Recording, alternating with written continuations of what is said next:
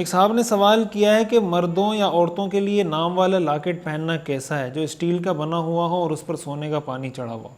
دیکھیں، مردوں کے لیے تو سوائے چاندی کی انگوٹھی کے کوئی بھی زیور کا کوئی بھی استعمال جائز نہیں ہے، اور اس کی بھی مقدار ہے۔ عورتیں آرٹیفیشل زیورات استعمال کر سکتی ہیں، وہ چاہے اپنے نام کا لاکٹ ہو یا اس سے ہٹ کر کوئی ہو، وہ اس کو استعمال کر سکتی ہیں۔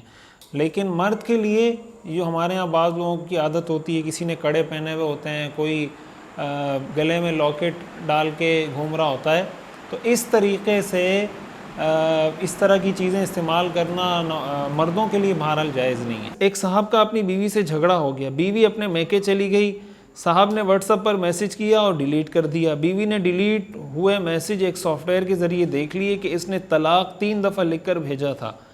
اس بندے نے میسج کیا مگر ڈیلیٹ کر دیا اس سے پہلے کہ پڑھا جاتا۔ بیوی نے ڈیلیٹ میسج ریکور کر کے پڑھ لیے، کیا طلاق واقع ہو گئی؟ جی بالکل طلاق واقع ہو گئی۔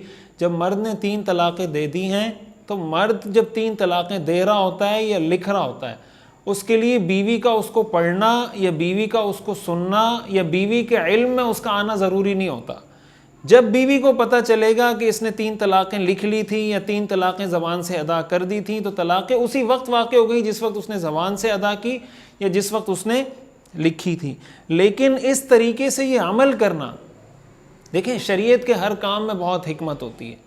یہ جو شریعت میں منع کیا گیا نا کہ آپ بہت زیادہ کھود کھرید میں نہ لگیں، دوسرے کے عیوب کے پیچھے نہ پڑیں اور دوسرے کی پرائیویسی کے اندر دخل اندازی کی کوشش نہ کریں، فی نفس ہی یہ عمل کہ ایک آدمی نے آپ کو واٹس ایپ پر میسج کیا، واٹس ایپ پر میسج کرنے کے بعد اس نے ڈیلیٹ کر دیا، اب آپ کسی سافٹ ویئر کے ذریعے وہ میسیجز پڑھنا چاہ رہے ہیں، حالانکہ وہ آپ کو نہیں پڑھوانا چاہ رہا۔ اس کا مطلب آپ اس کی ایک پرائیویسی میں دخل اندازی کرنا چاہ رہے ہیں۔ اس نے جب ڈیلیٹ کر دی، اس کا مطلب وہ آپ سے یہ بات نہیں کرنا چاہ رہا، آپ سے یہ بات نہیں شیئر کرنا چاہ رہا۔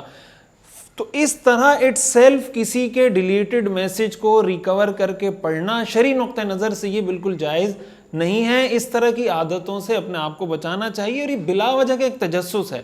قرآن کریم کے اندر بھی ہمیں اس تجسس سے منع کیا گیا ہے، اور حدیث کے اندر رسول اللہ صلی اللہ علیہ وسلم نے بھی ہمیں اس چیز سے منع کیا ہے کہ ہم ان چیزوں کے پیچھے پڑیں جس کی ہمیں ضرورت نہیں، اور دیکھیں کہ اس نے کیا بولا، اس نے کیا لکھا، اس نے کیا میسج کیا تھا، کیوں کیا تھا۔